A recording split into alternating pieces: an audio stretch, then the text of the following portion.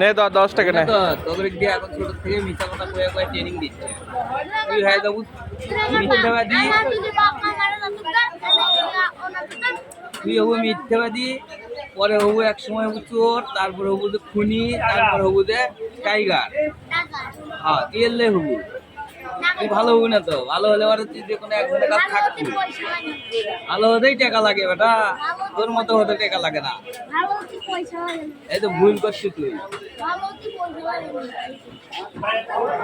ভালো হতে পড়ালেখা করা লাগে, কাপড় কেনা লাগে, বই পুস্তক লাগে, স্যান্ডেল লাগে, জুতা লাগে, গাড়ি ঘোড়া লাগে। আর খারাপ হতে কিছু লাগে না। তোমার বাড়ি আছে, আমার টাকা আছে, বাড়ি আমাদের অনেক লোকের বাড়ি ঘোড়া কিন্তু এইভাবে মাঠে ঘাটে থাকলে পরে তো হবে না।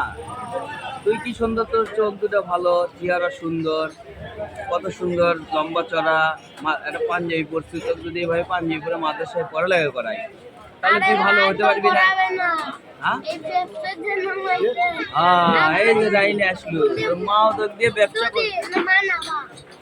বাপ তাও তো ভালো হবার দিবি না। হ্যাঁ এটা সঠিক কথা। খালি কয় টাকা কামাই করলে হয়? দিনে কয় টাকা করে? আর তুই আর একবার ইলিয়াসের বেটার মতন, ইসমাইলের মতন। আমি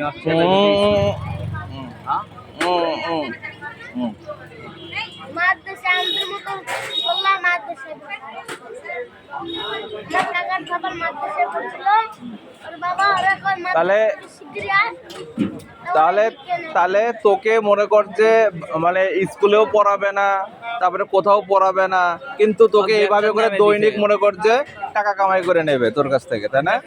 ব্যবসা নেবে তোর বাপ মা কে? বাপ না মা? মা বাপ। বাপ বাপ কি আসল বাপ না বানানো বাপ? কয়দিন এমনি করবো আব্বা করে, আসল বাপ কেমনে জানবো তোর আসল বাপ? খাওয়ালে আসল বাপ হয়? আমি যদি তোর এখন ভাত খেলে তাহলে কি আমি তোর বাপ হমো? তাহলে তাহলে সেই ধরনের তো করছি সবাই। তুই তো জানিস না, তুই তো ছোট থেকে চিনিস নি। হ্যাঁ যা, ঠিক আছে, সমস্যা নাই। শোন,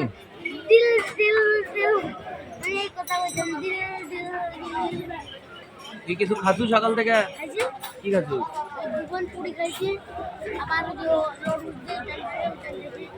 হলো দুপুরবেলা ভাত খাওয়া লাগবি না? হ্যাঁ তাই কি খাবি? ভাত খাবি না কিছু খাবি? কিছু খাবো না। 100 টাকা তো নিয়ে যা, তোর আম্মার হাতে দিবি না তোর আব্বার হাতে দিবি? 100 হচ্ছে আর 100 মিল হলে কি 50 হলো। তোকে 100 টাকা দেওয়া লাগবে। মানে তোর একটা ডিউটি আছে যে এত টাকা ইনকাম করলে মনে কর যে তাই না, মানে বাসায়